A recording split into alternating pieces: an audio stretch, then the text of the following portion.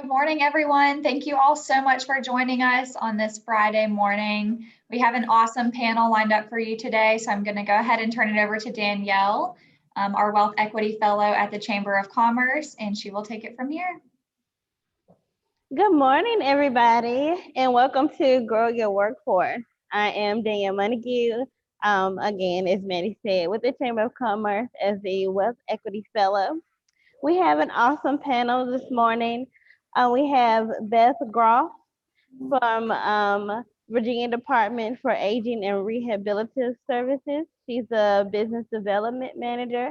We have Dr. Brian Jackson, who is the Vice President of Workforce, Economic and Community Development at Danville Community College. We have Robert David, who is part of and the project manager for Project Rebuild. He's an at-risk youth coordinator for the city of Danville, and we also have David Gusler, the director of ARC of Southside.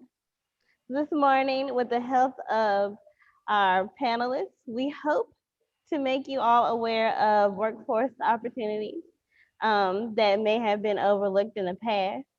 Employers may need to or want to extend their reach and engage previous untapped resources. So we're going to talk about that. So we're going to start with our first question. As we look to expand recruitment opportunities to non-traditional applicants, what opportunities do your organizations offer to employees in our region? And can you all explain a little bit about what non-traditional applicants are? Good morning. My name is Beth Groff, as Danielle said, and I work for the Virginia Department for Aging and Rehab Services. We are actually a combination of two agencies that came together, the Division of Aging and the Division of Rehab Services. I particularly work for the Division of Rehab Services, where we provide services to people with disabilities to help them become self-sufficient and move towards employment and to develop careers. DARS serves candidates from high school students to maturing adults, from people entering the workforce to people with long work histories. We pride ourselves on the level of relationship we have with our customers because we provide customized services for each individual depending on their particular needs. I think the greatest service that we provide is our support during the hiring process, the onboarding, during initial training, and for as long as they are employed. We are going to be available to you and to the employee. So when we bring you a candidate, you can rest assured that we have had considerable contact with this person prior to ever bringing them to you. Here are a few ways that we can help you decide if our candidate is the best match for you. Because we are a state agency, we are able to offer you and the candidate a trial work experience to see if the person can perform the tasks. This is free. We can provide free internships where we pay the intern, not you. We can suggest job shadows so the person can look at the job and determine if this is a good fit for them. We also have financial incentives for you to hire our folks that could provide you with 50% of the person's salary for the first few months. We also can provide job coaches if needed that are free to you to help the person reach the productivity that you need them to reach. Because we work with a targeted population, your company is able to receive a tax credit anywhere from $1,200 to $9,600 for the first year, depending on how many hours the person works. In addition, if you have an existing employee who might be having difficulty performing the work due to a disability, we can start working with them and providing services pretty quickly to help them get up to the performance level you need them to be. The employee would just need to call us and we can get the process started. I'm going to discuss more services as we go along, but that's it for this question. Okay, well, I'll go next. I'm David Gusler with the ARC of Southside. The ARC has been around since the 1950s. We provide a lot of services for people with disabilities. We also partner with DARS. They're one of our main partners in our program. We started our supported employment program in 2012. We had at that point 2 job coaches, and today we have 12. We have literally supported and assisted more than 130 people get competitive jobs during the last 8 years. One of the things that Beth mentioned was a job coach. And these job coaches are very specifically trained individuals. A job coach is someone that works with an individual, help them learn the job, perform their duties, get up to the level that an employer would expect. The job coaches are fully paid for and insured by the ARC, so anyone that uses a job coach would have no liability for that person. Job coaches go through a huge process with everybody that we work with. We call it discovery, to find out the likes and dislikes, because the last thing we would want to do is put a person in a job that was not a good match for them or they didn't have interest in. So the job coaches provide one-on-one instruction and training until the person becomes more independent.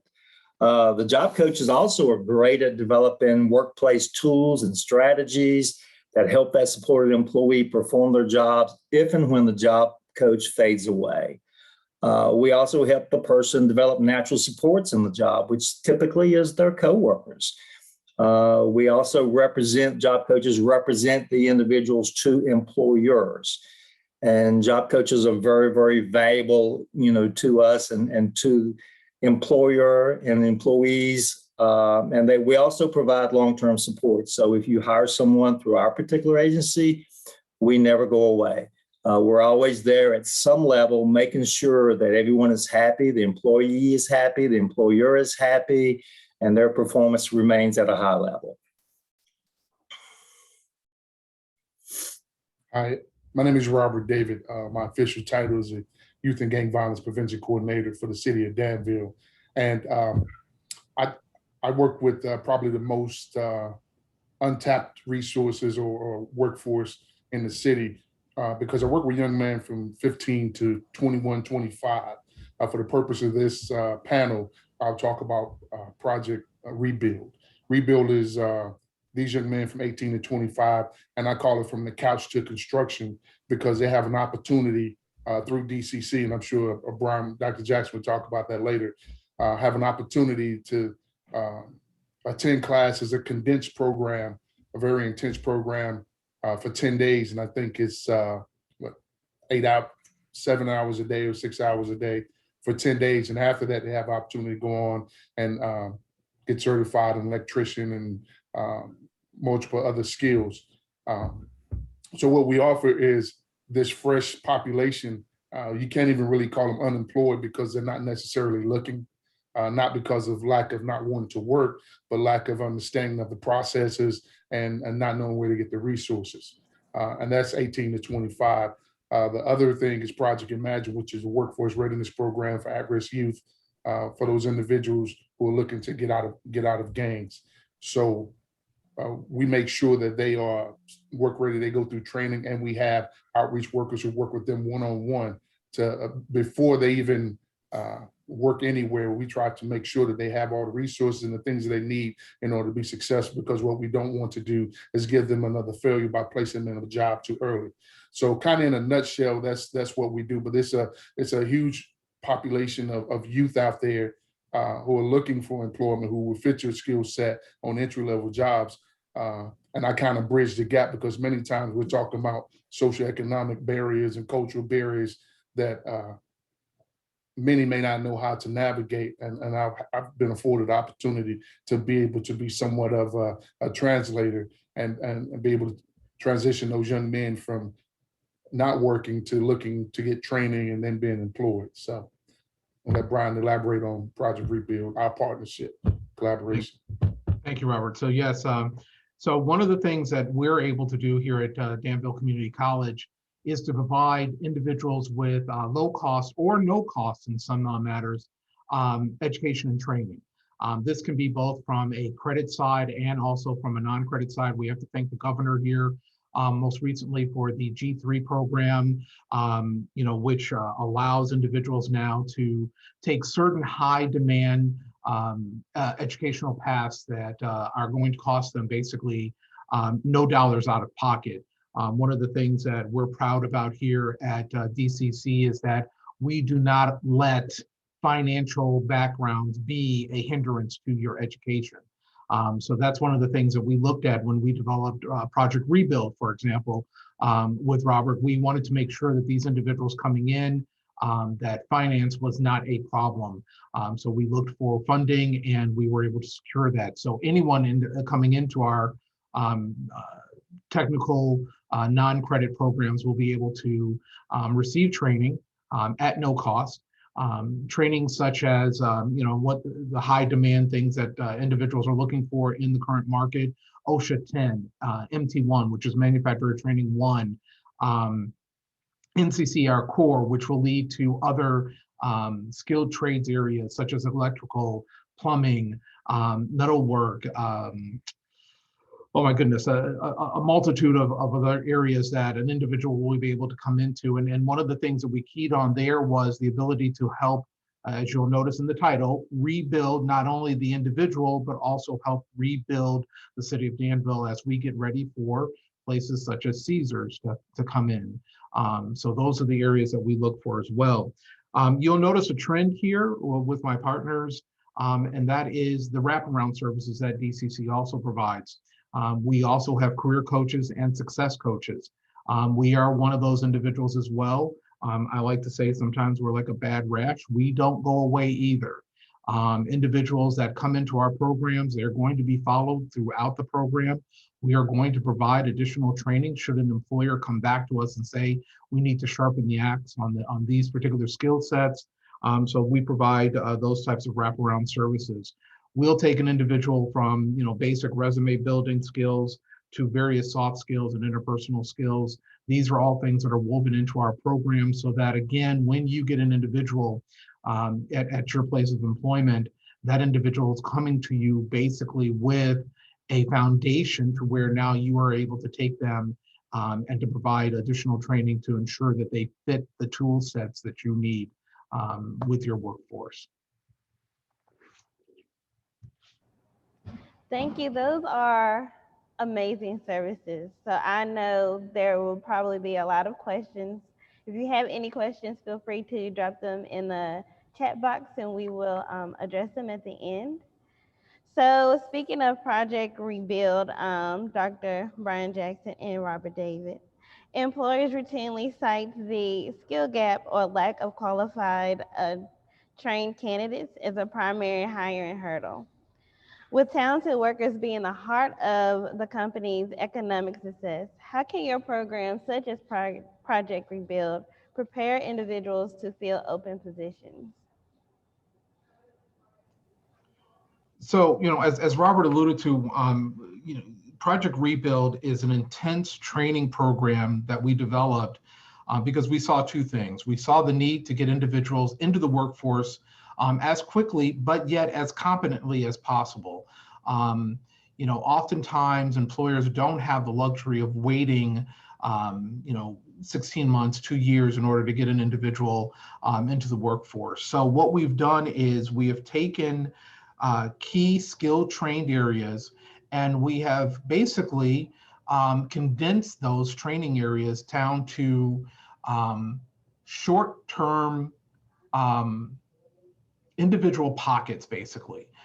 So the core program at the core program for Project Rebuild is an element that basically provides an individual with a foundation for safety, for safe handling of equipment, the proper use of equipment, and from here we allow that individual to springboard into more. I'm not going to really use the word longer, but they are somewhat extended portions of training. So if we take our first cohort that went through Project Rebuild, we had a group of individuals that went through the first 10 days. And again, very intense. They're in classes. It's just like a job. We make everything appear as closely to employment as we possibly can for them, so they get used to these types of environments. After they finish their core training, the individuals were then allowed to go into, in this first case, electrical. So again, based on that same model, these individuals went in and they were trained for a period of 6 to 7 hours a day over a course of 20 days. And now they come out with that not only that safety foundation, but now we have that basic core for electrical training. These individuals now can be released into the workforce to be able to work alongside a journeyman electrician to sharpen their skills. And it is our hope at that point in time that those organizations that are working with us will allow that individual to return to us to pick up additional skill sets in whatever that particular skill trade may be. Robert? And one of the things about Project Rebuild is we can't guarantee anything, but one thing we can say is when you get these young men out of this program, they all have a level of tenacity that you can see, because in order to go to class for 10 days and show up, whether it's summertime or wintertime, and they're going from the couch or to attending these classes and they complete those classes, that filters out a lot of the worry about whether or not they're going to show up for work. If they're beating all those barriers of transportation and social issues, or getting to work and all the things that all of us face, and sometimes we just deal with them in different ways. When you hire those young men, you already know that they have a certain level of resilience, that they want to work, they have a desire to change their life. And I think that kind of stands out amongst the rest of the population that you may just hire off the street, because you don't know these individuals. So I think it's less of a risk because they already have a proven track record and they have so many hands, support systems connected to them between DCC and myself and getting their family involved. So it's definitely a plus when you hire these individuals from Project Rebuild. Thank you so much. I heard electrical training and making sure they are all developing their skills. So, Dr. Jackson, manufacturing isn't always considered cool or sexy. So, how can we encourage people to think more broadly and more positively about opportunities that exist, and then provide them with the skills to pursue their jobs? Also, how can we change the culture to promote the value of skilled trade? So yeah, so one of the things that I like to say is, it's part of my job here is to bring sexy back to manufacturing. I think I'm stealing from a title from a song there, but yeah, it's one of those misnomers that we have right now, and you have to think about it. For several years, for nearly decades in America, manufacturing was considered to be that dirty, dingy, poorly lit, unsafe environment. That oftentimes our grandparents or sometimes even our parents were in, and these were the images that and also faced with huge layoffs every time that you turned around. Every time there was a dip in the economy, GM was shutting down a plant, or we were facing closings, as we saw here in Danville. So one of my positions that I have to look at is, how do I address ensuring that individuals coming up, both traditional and non-traditional students, see this as more of a new wave, a new opportunity. And what I do with that is that we oftentimes will invite individuals into the classroom that are currently working in our industry. Let those students understand what it's like today, that it's more of you're going to be working with your hands, but you're also going to be working with your minds. Most of our modern manufacturing plants now are very computerized. So it's very automated. There's a lot of robots. These are individuals that are not only going to be, working alongside of this automation, but they're also going to be interacting with it from a standpoint of having to have some very logical skill sets to work with that automation. So that's one of the things that we like to do when we're reintroducing this new wave of advanced manufacturing to our next generation. The other thing is job shadowing. We've got a local industry here that we work with to provide them with skilled labor. And one of the key elements to that is making sure that before we release them to that workforce, that they've had the opportunity to actually work alongside an individual in the manufacturing plant. So they get to see what it's like on a daily basis.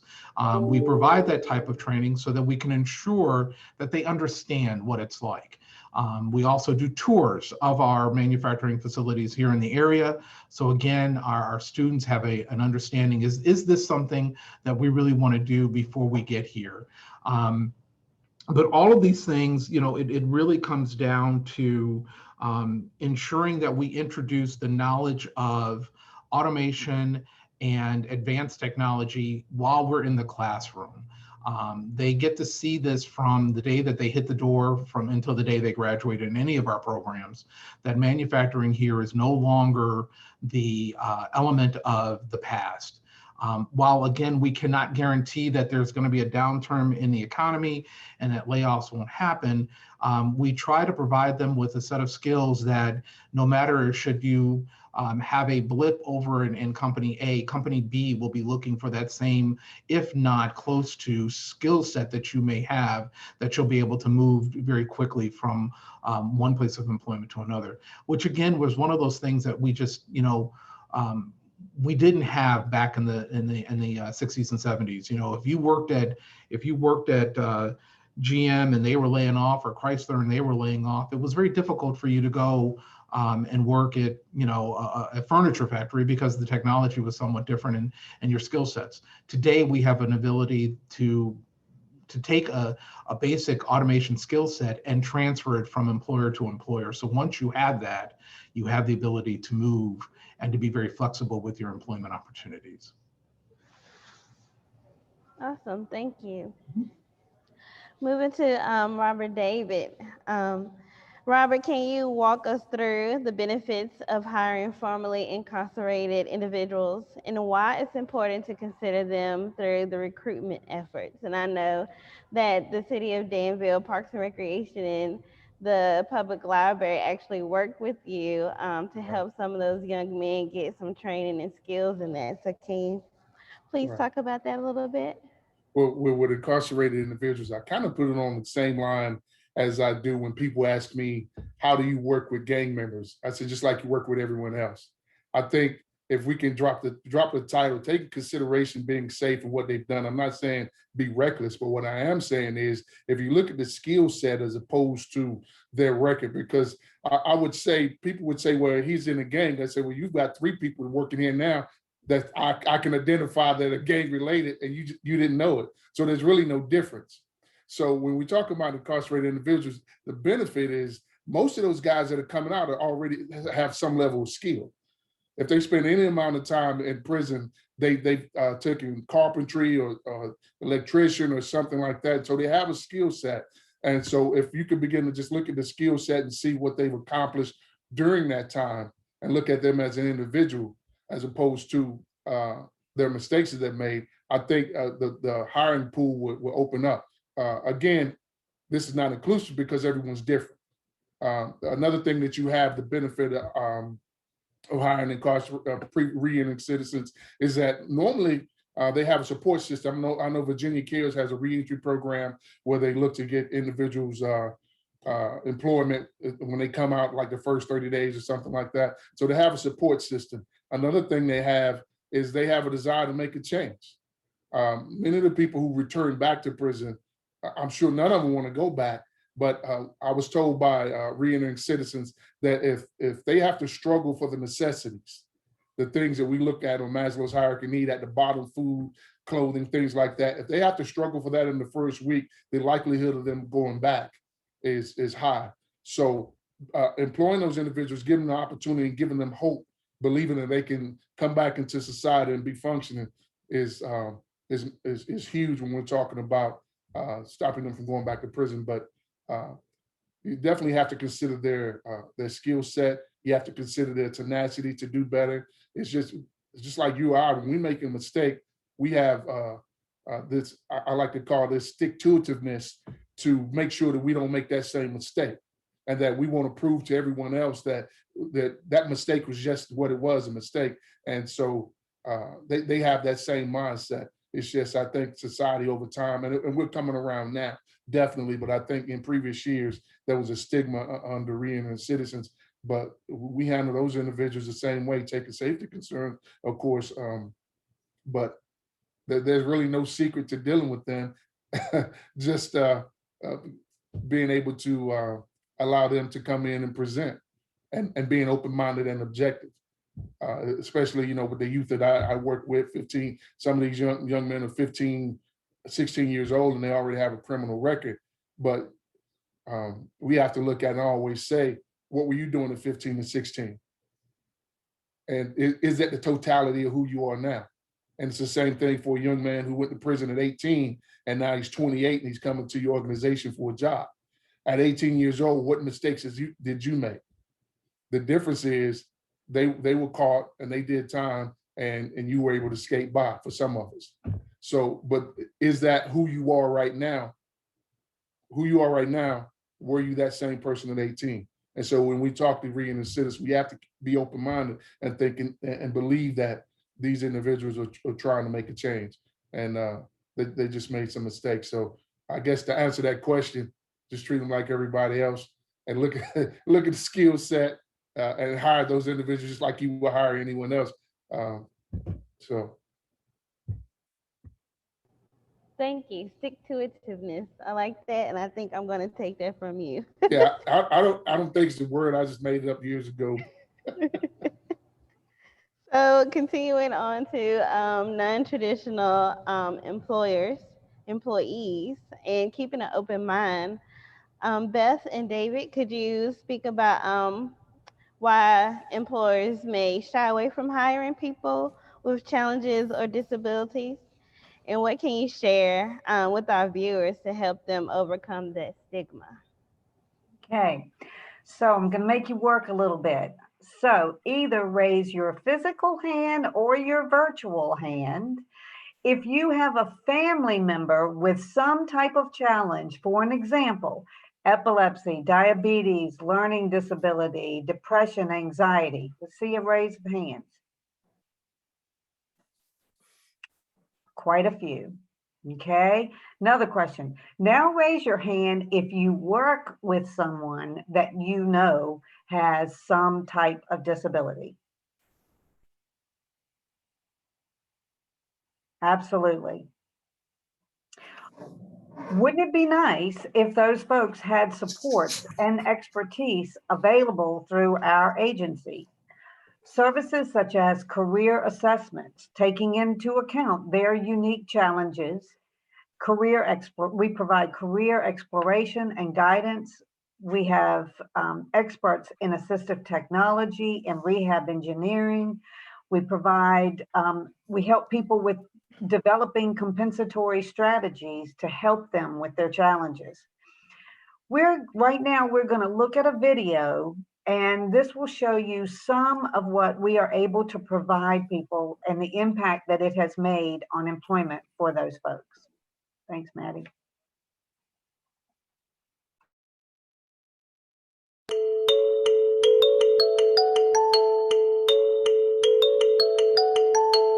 In June 2018, Laura Williams, a graduate of Wilson Workforce and Rehabilitation Center's Manufacturing Technology Training Program, began her career with ComSonics, a company specializing in the design, manufacture, sales, and repair of electronics and fiber optics in Harrisonburg, Virginia. The program helped Laura gain the skills, training, and credentials needed for jobs in this high-demand industry sector. I'm Laura Williams, and my position is mechanical assembler. When I was in manufacturing program at WRC, people from ComSonics came to tour the classroom. We both got an idea of what was expected from me being in the program and for what they expected from their company.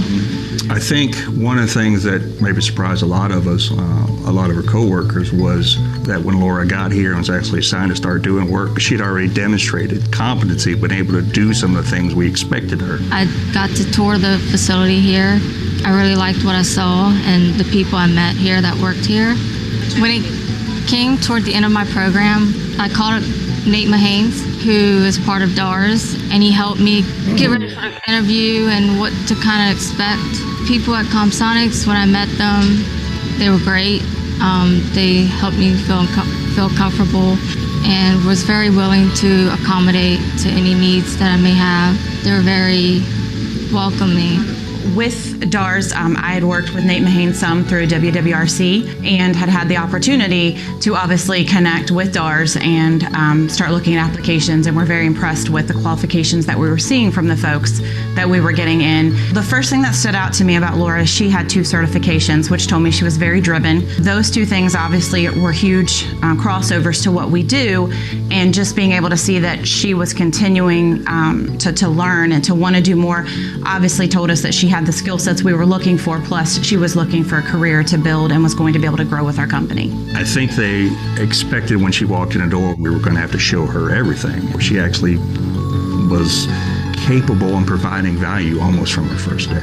We hire for abilities, and the good news is we've hired some quality candidates through DARS over the years.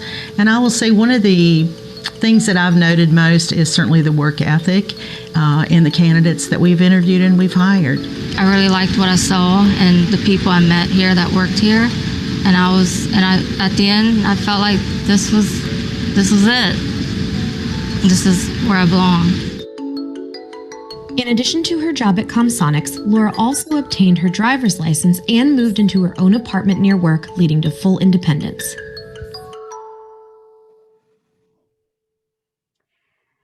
And that really is what we're all about. Let me ask you, if Laura had shown up on your doorstep, would you have hired her? Or would you have immediately said that she would not be able to reach things or even have the intellect to do the work? We often see people with a physical or mental disability and jump to the conclusion that they won't be able to do the work. But think about it. Laura and lots of other people that you might be interviewing at some point have lived all their lives strategizing, figuring out how to maneuver this world that we live in. Think about yourself. At least for me, this thing has become a godsend. I use it all the time for a variety of things, not just to call my children. I know my limitations, and therefore I have alerts on my phone, on my computer. I know how to manage the hundreds of emails that I get a day. I know when to take a break and when to walk away. Think about you. Have you incorporated strategies into your work and into your personal life that help you function?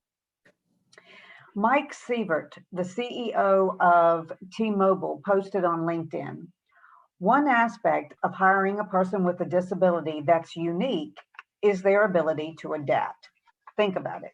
People with disabilities conquer hurdles every day that other folks might never consider. They navigate a world that isn't necessarily built for them, and they do so by applying a combination of creativity, agility, resilience, perseverance, and willingness to experiment. The difference is the candidates that we send you have had experts in the field to help them overcome or address some of the issues that can make them become successful.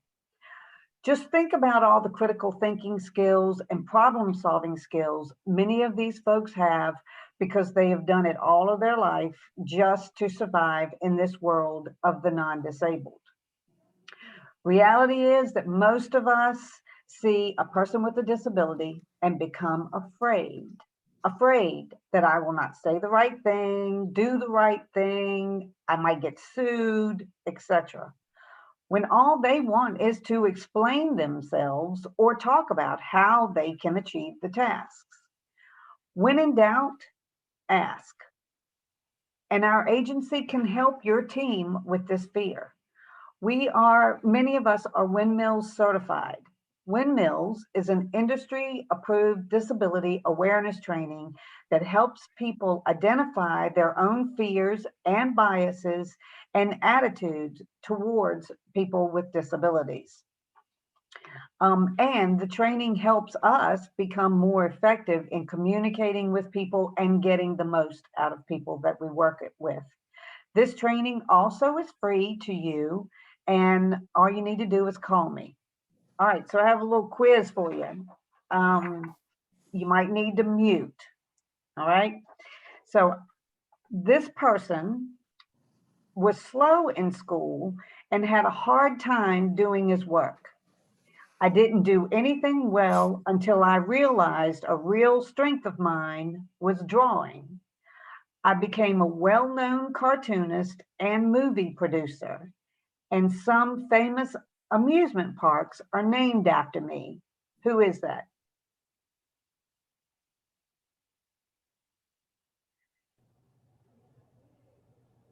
Can I Gotta answer? unmute. I'll let somebody else answer. Had to be Disney. Yes, exactly. Walt Disney. Thank you, Earl. Appreciate it. All right, how about two more? I struggled through grade school and lived with bipolar disorder. I later served as the Prime Minister of England. Y'all know this one. The Prime Minister of England who had bipolar disorder. Winston Churchill. All right, one more. Because my head was very large at birth, people thought I was abnormal. My mother took me out of school and taught me. As an adult, I invented the electric light bulb and the phonograph.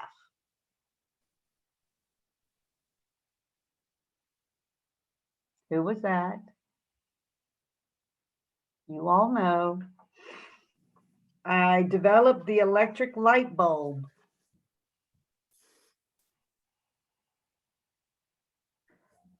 Thomas Edison. Yes. And then this is good for those of you who are younger than some of us. I am currently a very popular movie star. Some of the movies I have starred in are Top Gun, Rain Man, A Few Good Men, and Jerry Maguire. I learned my lines by listening to a tape because I have dyslexia.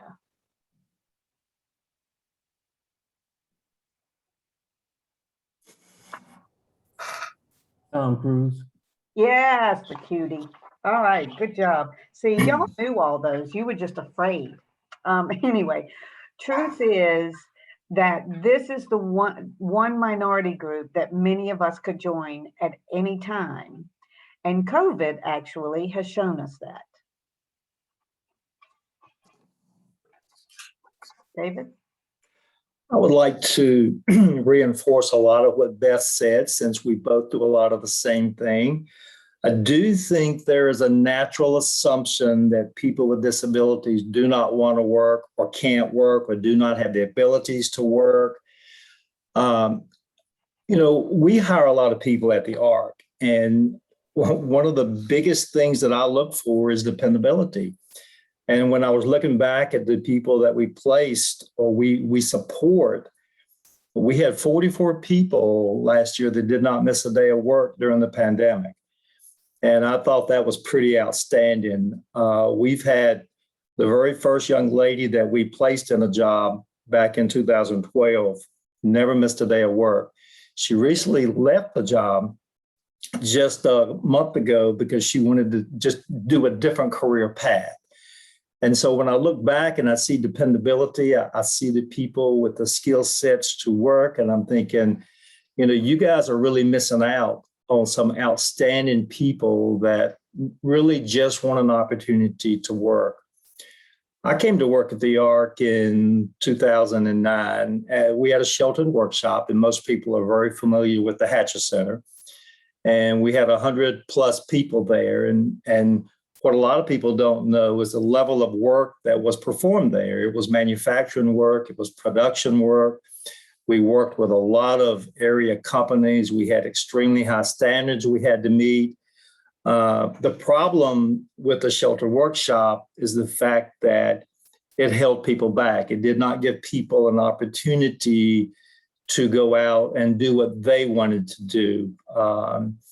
People did not earn the type of money that they should be earning. And so we made the decision that we were going to leave that model and move into competitive employment, which is working for companies and organizations like you guys. One of the first things that I did when we started the process was to meet with area employers. And I said, tell me some things or your concerns that you would have for hiring someone with a disability. And I had one large employer here in Danville say, it wasn't the fear of hiring someone with a disability as much as it is how will our coworkers and their coworkers react to them. And I thought, okay, I don't know, because we were new at that. But I will tell you that they did hire an individual who was pretty much become part of the family and is still working at that location. And there is no fear of hiring someone with a disability. People say, well, we have safety concerns. What if they get hurt? People with disabilities, and I tell employers all the time, you are hiring an employee. You are not hiring a person with a disability. You hire someone because you have a job that needs to be done. And just because the person has a disability doesn't make them any different than any other employee that you have. And I think people get kind of away from that. But I do think that right now we have, our organization has 3 or 4 employers here in Danville that when they have an opening, they call us, because they know that the people they have hired through our organization are outstanding. They show up. One of the biggest challenges for people with disabilities in Danville, Pennsylvania County is transportation, getting back and forth. And that's not only here, but across the nation.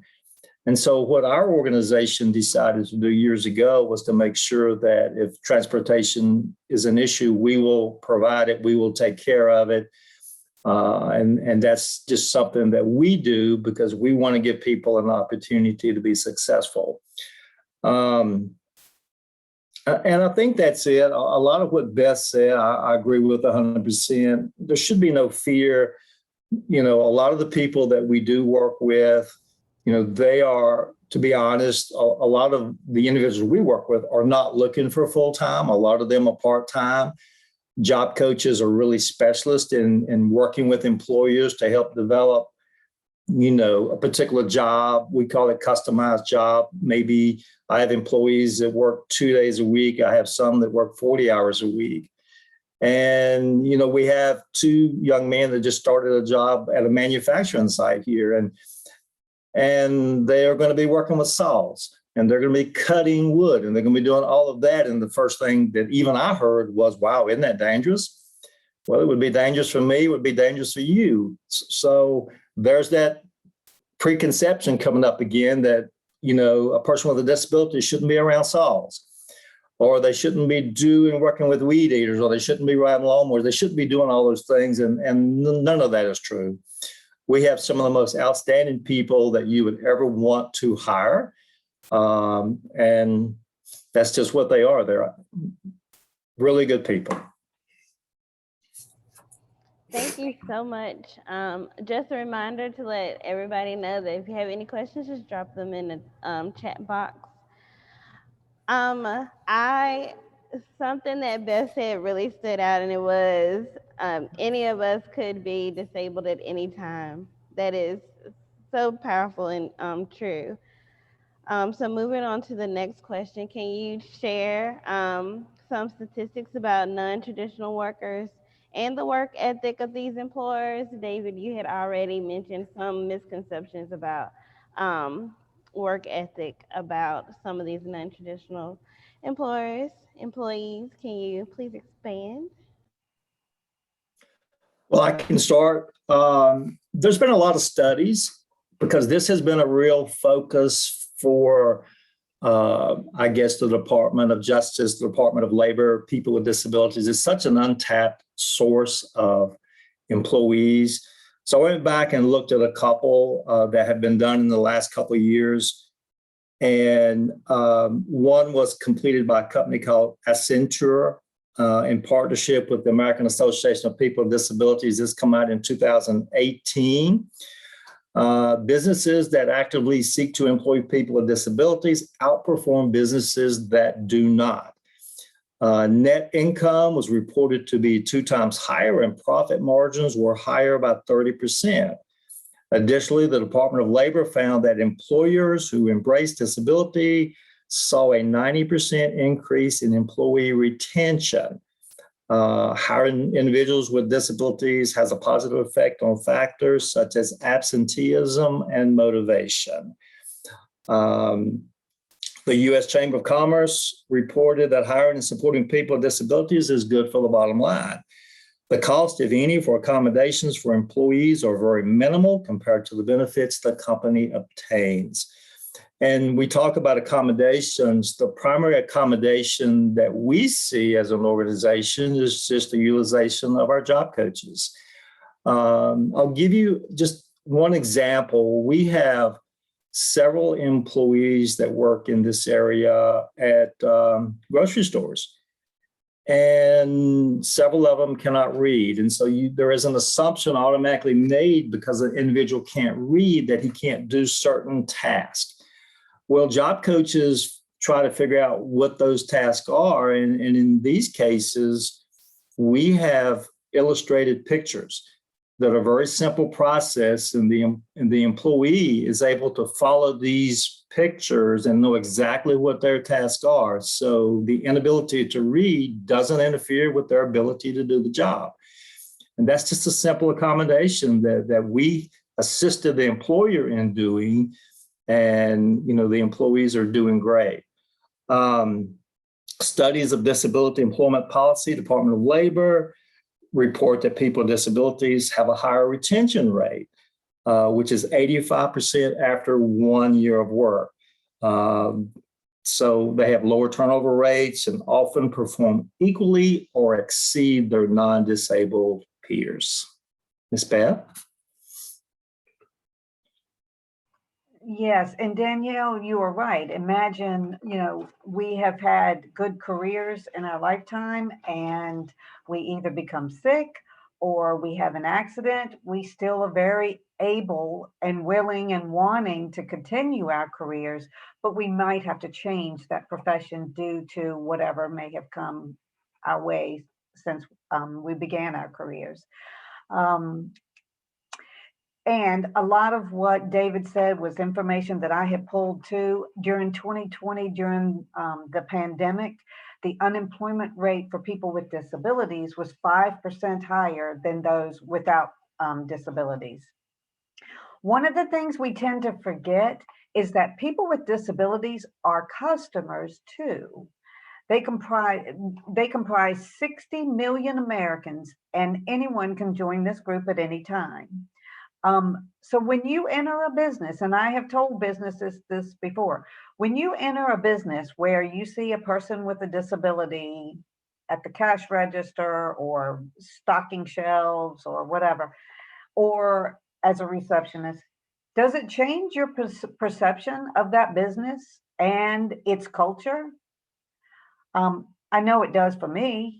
I think differently of that business because they are open-minded and willing to look at people's abilities and not just their challenges. And you think about that. We have a lot of people in our communities that have disabilities that for some reason or not have given up looking for a job due to either failed attempts or maybe employers didn't work with them to maintain their employment. That's a lot of people a lot of good skills and a lot of good talent that we're missing out on. Reality is that these folks can offer a different way of performing tasks, creating solutions, bringing together a team. Many businesses that I work with say that a person with a disability often that the other employees' attendance improves, just like David said, because if people look at the folks that might have more challenges and say, gosh, if they can get to work every day and on time, then I can too. Often our folks have such a desire to overcome the stigma that they work 10 times harder. In addition, they truly don't want to be viewed as someone different, and they strive very hard not to be. You're talking about people who have been very successful in some cases and for various reasons are unable to return to their previous profession and now just want to be valued again. They're like all of us. They just want to be understood and given a chance. They want others to look at their differences as ways to enhance the work environment, not inhibit it. I think most of us here really don't care if the work is done exactly the same way, but only that there's good quality and that the work is done in a timely manner. Our candidates don't want a handout or to be viewed as charity. We're not asking you for a charitable contribution by hiring our folks.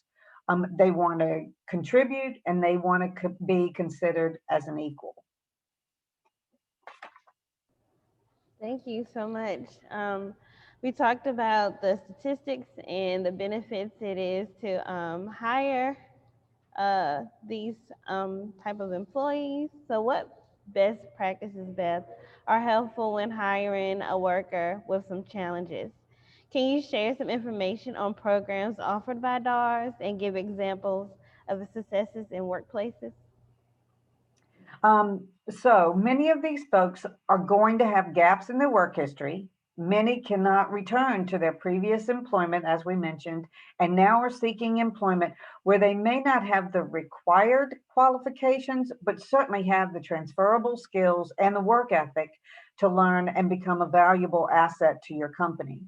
Some may have a sporadic work history due to an illness or managers that just aren't asking or understanding or even trying to determine a way to keep that good employee and utilize his abilities.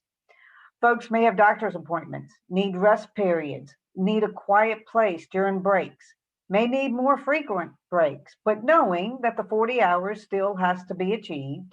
They may need instructions written, just like David was talking about, or provided technology that can read the material to them, or phones to keep them focused or to calm them down. These are all very minor and inexpensive accommodations that could make a good employee an exceptional employee. Data and history shows that most accommodations are less than $500, which is very reasonable. But many times employees are too embarrassed to disclose or too afraid to disclose for fear of being stigmatized or even fired. It's okay during interviews or in the workplace to ask a person how they would perform an essential duty. Most likely, they have a way to complete the task, but are afraid to bring it up. Interviewers have even asked an applicant to show them how they would do an essential task. If a person notes they have a disability on the application, call them and ask if they need an accommodation to participate in the interview. If somebody shows up with a visible disability that you were not prepared for, ask them how to accommodate them so that they can participate in the interview. As you know, you can't ask them to disclose their disability, but you can ask questions on how they could perform the essential tasks and or how you can give them access. And you can ask what type of accommodations might a person need if they are hired. Without probing questions, you may lose out on someone who can be a hard worker that can bring value to your company and potentially alter the culture for the better. And we really strive to coach our candidates in talking about what accommodations they may need and to address how they can do the essential functions, because often interviewers are afraid to ask those questions. If DARS sends you a candidate, we will be there to assist with any questions or concerns that you may have. Right now, I'm working with someone who has some significant issues with depression and anxiety. So much so, they have not worked in years and received disability benefits. Through evaluations, career counseling and guidance, work behavior strengthening and training, her confidence has built and she is able to sell her skills, obtain employment in a pretty complex customer service position. We also offered her a job coach, mainly for supports outside of the job site. And now she has been successfully working for 1 year and has been recognized as a top employee. We have worked with many folks who have autism or Asperger's and have taught them how to sell themselves, coached them on how to interact in employment situations, provided them with coping strategies to diffuse their anxiety and distractibility, and now they are working, earning good money in IT, logistics, etc. These are all services that we provide job seekers before they come to you and even after they start working. We have rehab engineers that can come into your workplace, evaluate the task, look at the environment, look at what the performance expectations are, and can offer great suggestions on ways for people to be more productive in your setting. You can find more examples of the business services that we can provide and some of our success stories on our website. And I'm going to put that in the chat box once we are done. Remember that as long as a person is working for you, and Dr. Jackson said it very well, as long as the person is working for you, you have our agency to assist. Again, it's a matter of asking. And to address the business's concerns about how their employees will react to a person with a disability in their environment. Again, our windmills training can address that and help your employees out. So again, feel free to contact me if you want us to provide a lunch and learn or just an in-service training. We are there to help you with that. Thank you. Thank you, Beth. And David, can you share the benefits both for our employee and the company when the ARC of Southside is able to pair participants to fill job vacancies? Sure. For the employee, it's an incredible opportunity to get away from potential government benefits, to get away from poverty. We've seen so many people that were earning pennies on a dollar, now earning a sustainable wage. They become more socially active. They make more friends, become more part of the community. And this puts money back into our community. There's restaurants and other businesses, retail that benefit from our people working because they spend money just like everyone else does. So it does put that money back into the community. And again, it does allow them to reduce and become less dependent on public services and certainly have a more meaningful life. As Beth mentioned too, and I mentioned earlier, if you hire a person through our organization, we are going to be there. We've had a couple of instances where through the years a person was working and their job duties may change, and we're able to go back in and spend more time with an individual to make sure that whatever the new job duties are, they're able to do those to the employer's satisfaction. Another great benefit for the employer is knowing that the employee is going to be there. We set up or assist in transportation where it's needed. So we're going to make sure the person is there.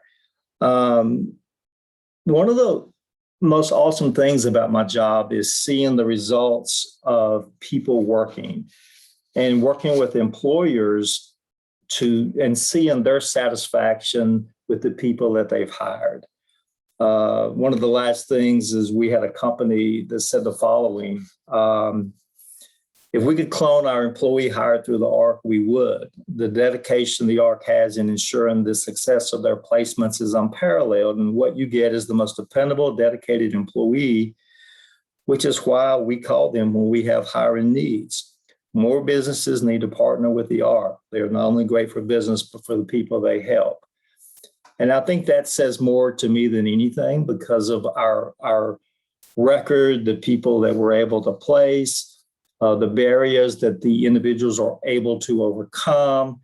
And that's just with employers allowing or giving people an opportunity. And that's all that the individuals we support are asking. They don't want to be treated any different. They want to be an employee. They want to come fit in. And I don't have a single case in the 8 or 9 years we've been doing this where that's ever been an issue. So it's just nothing but a win-win for the employee and the employer.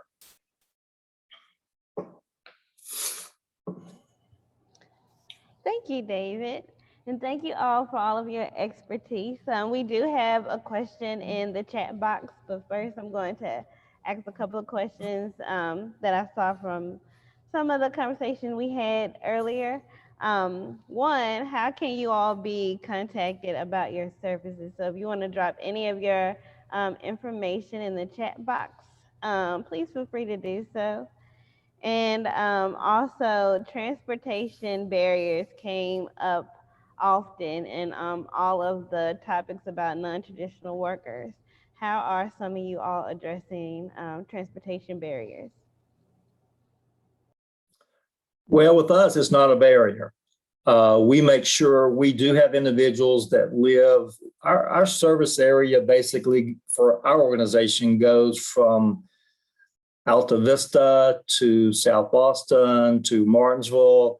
And so in that area, there is no transportation for people that live in the county.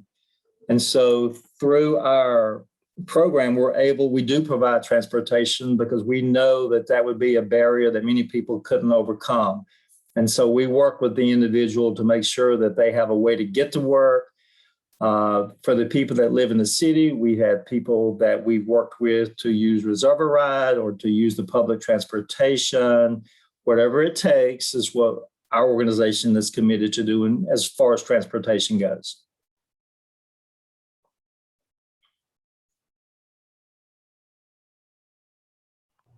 Thank you. Us too, David, thank you. Transportation is a huge obstacle. A couple of things that our agency is able to do to help people get started is we can help give people money for transportation or pay for cabs if we have them in that community to get started. Because oftentimes people might need to pay off fines or people might need to, have money to pay for car insurance or whatever. So oftentimes we can provide people with money initially to get them on their feet till they get a paycheck or two so that people can start paying whatever they need so that they can drive or whatever system they can develop to get the proper transportation. Yes, and Danielle, one of the things that we provide here at DCC with regards to transportation is much like what DARS does. Part of our wraparound services is ensuring that, if an individual needs access to public transportation, we will provide funding for that individual until they, reach a point where they can become self-sufficient. Yeah, essentially what we do is we're like the king of collaboration. We partner with different organizations that are DCC, Workforce of Virginia, who have already things in place that provide transportation, but also with the younger crowd and the individuals 18 to 25. I deal with a population where you have to be pretty much straightforward. And so we prep them as we work with them and the outreach workers and kind of instill in them that you can find a ride anywhere else. You can find the ride to work.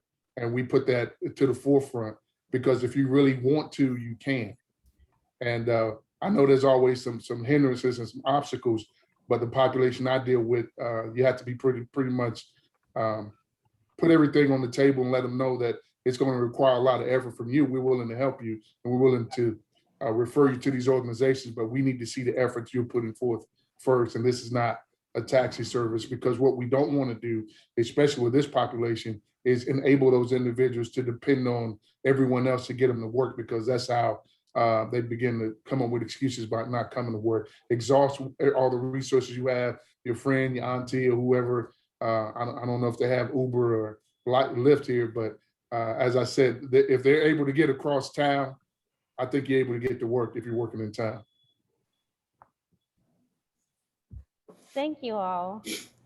There's still opportunities for you to ask any questions if you have any. And we have a couple already. So to all of our panelists, there are a number of open positions in the region. What efforts are you taking to match those employees with employers?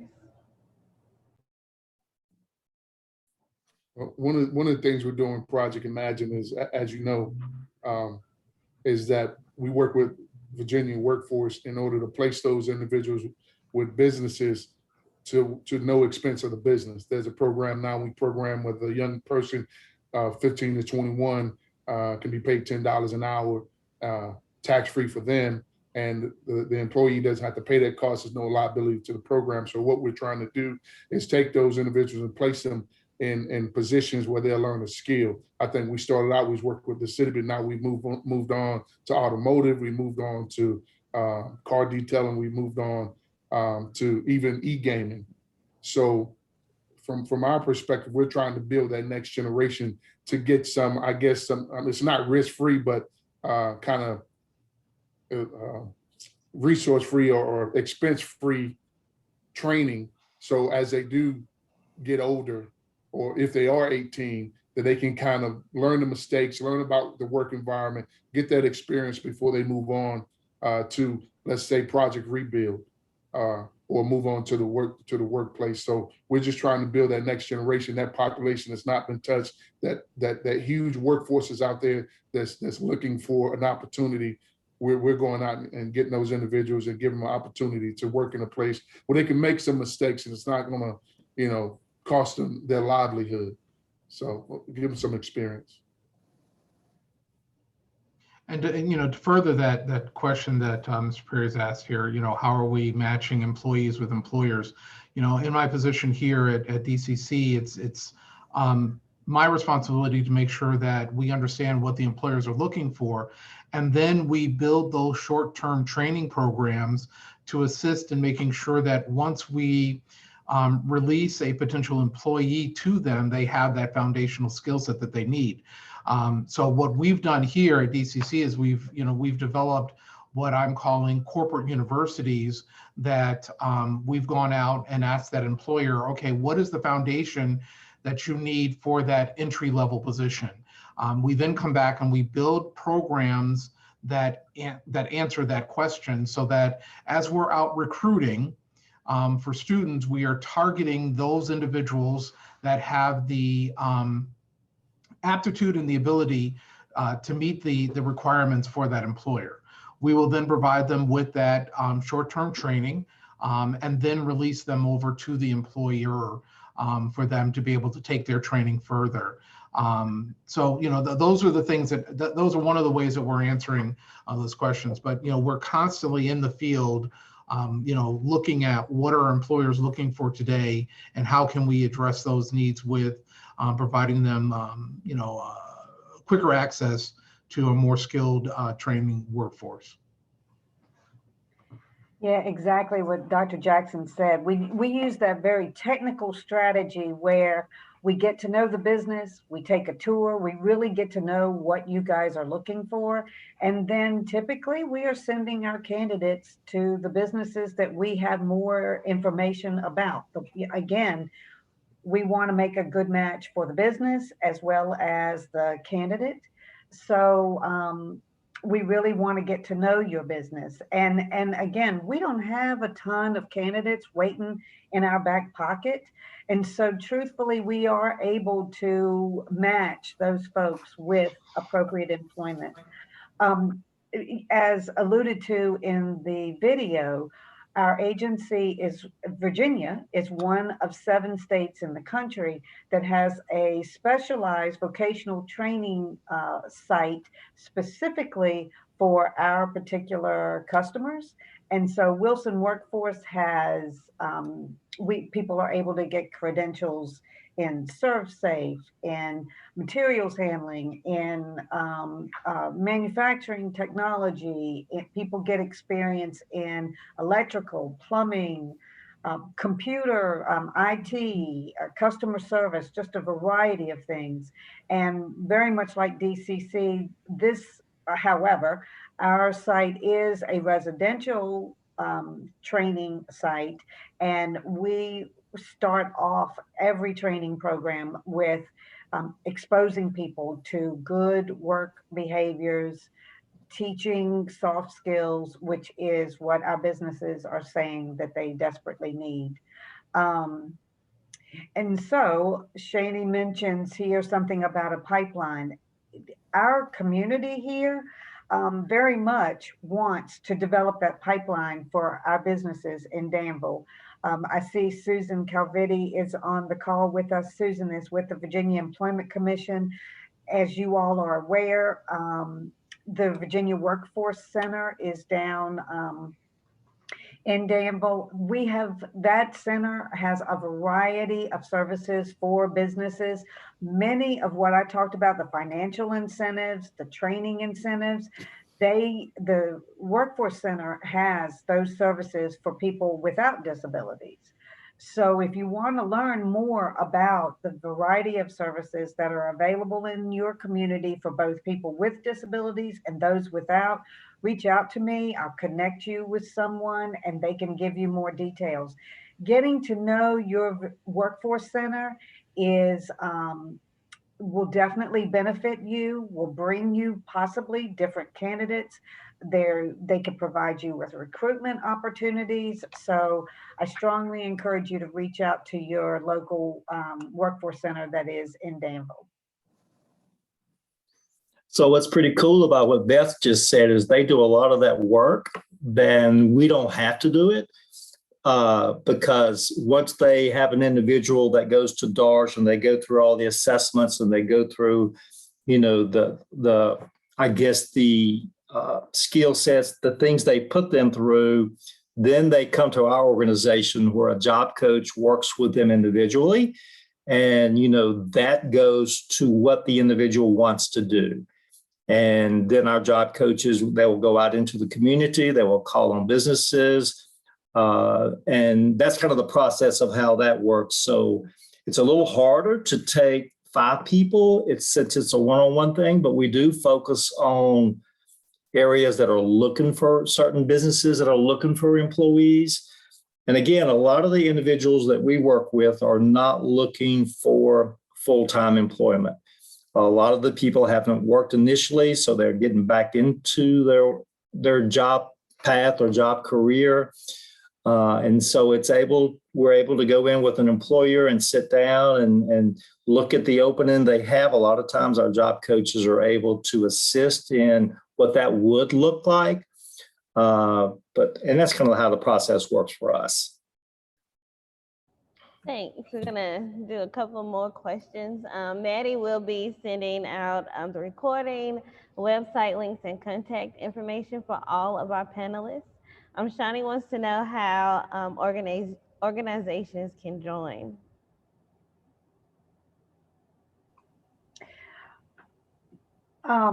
Well, and Earl mentioned too, wanting to know if there's any kind of employment and training roundtable. The one that I am familiar with that Shani and Earl might be interested in, Danville, Pennsylvania County has a business services team. So that is, our locality has a workforce development board. That board is responsible for workforce development in our community. From that board, there is a business services team specifically to address the needs of our businesses. And we are coming together monthly to discuss employer needs as well as new training opportunities, new projects that we might need to work on specifically for Danville, Pennsylvania County area, businesses are welcome to join that team meeting if you wanted to present your workforce needs, if you have openings and and you want to share with us the skill sets required, then we are welcome. We could invite you to one of those business service teams. Are there other, you guys might be familiar with other roundtables?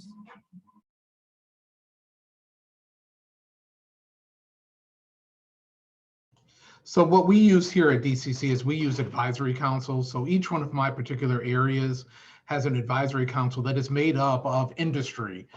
So these are individuals that are actually coming to us, on a either it depends on the advisory board, either on a quarterly, semi-annually, or annual basis, and they're letting us know exactly what's happening in their industry and where they see the peaks and demands for the future needs that they may have. So, we welcome individuals that are not industry to join those advisory boards as outside consultants, basically. But these boards do exist. These committees do exist here at DCC for that purpose, basically.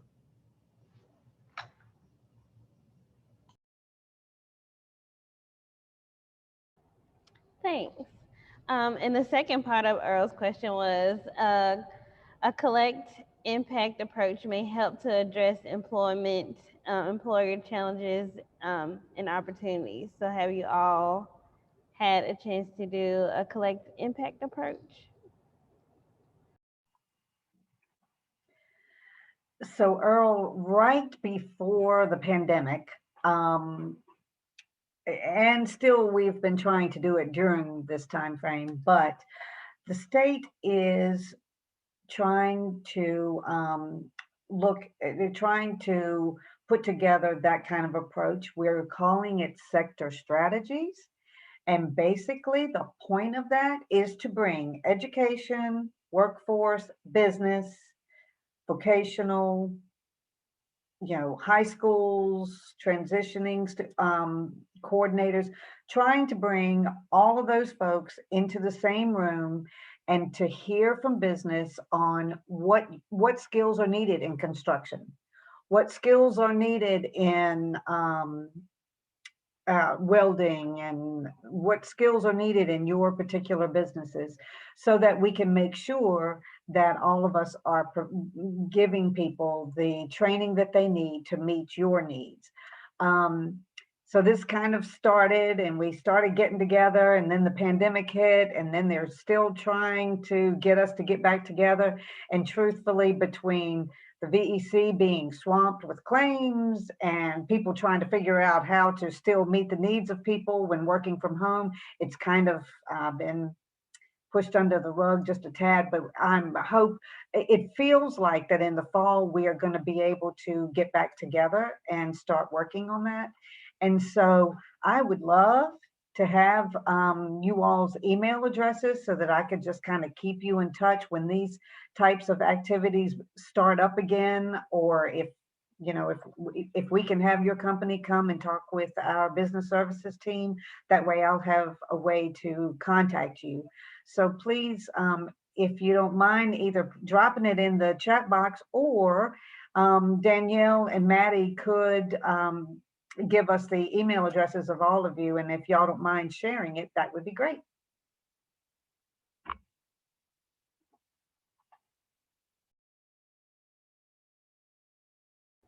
Thank you. Maddie had a question that was sent to her, so I'm going to let her go ahead and ask that. Sure. Sorry if you can hear my dog while I'm trying to ask this question. He's doing some crying in the background. But I did receive a question directed at Brian and Robert.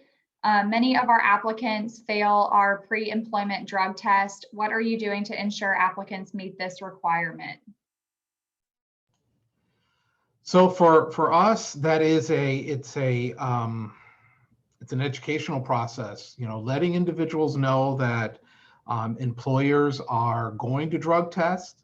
That this is often a requirement of gainful employment.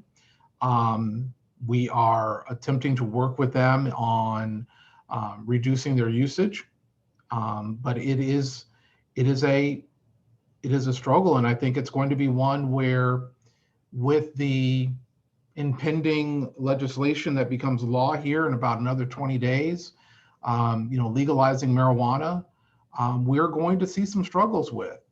Employers are going to have to probably make some hard decisions on how they move forward with that. But in the interim, it is an area that we often chat with our students with, because they, we understand what currently exists out there, and we need to address that. We also work with, some of our larger defense manufacturers, not only here, but also in the Hampton Roads market. So background checks are also another one of those areas that we look to try to make sure that we are helping individuals with. And if that's taking them through the process of working with the Secretary of State, to offer some relief, those are some areas that we're also addressing with our potential students as well. So again, with my population, it's kind of matter of fact.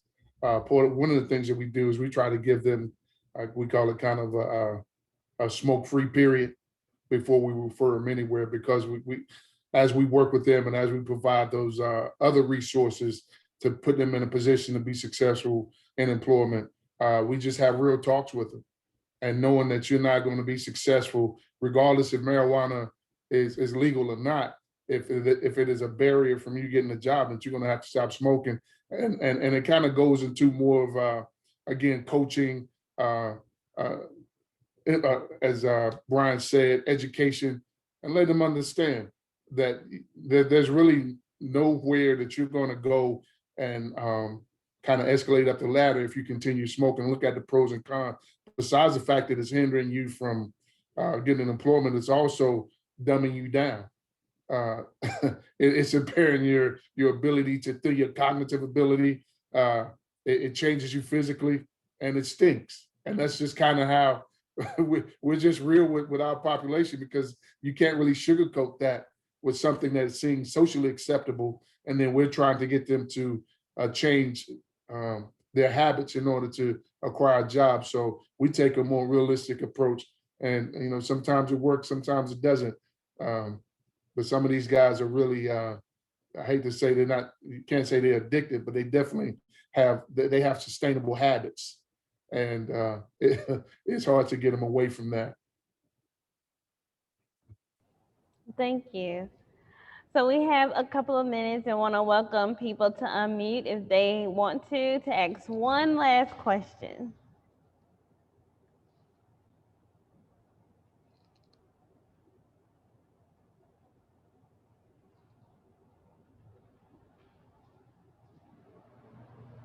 Okay. Well, thank you to our panelists for all of the conversation we had today. It was very, very insightful. Thank you to Maddie and Kim for this opportunity to have this program this morning. We hope you all have a fabulous day. Maddie, I'll hand it back over to you. Thank you all so much for attending, and special thank you to our panelists. I will be sure to send you all the recording of this session, as well as email addresses, phone numbers, and links to contact our panelists and ask any additional questions. Thank you all for joining us this morning, and have a great weekend. Bye. Thank you.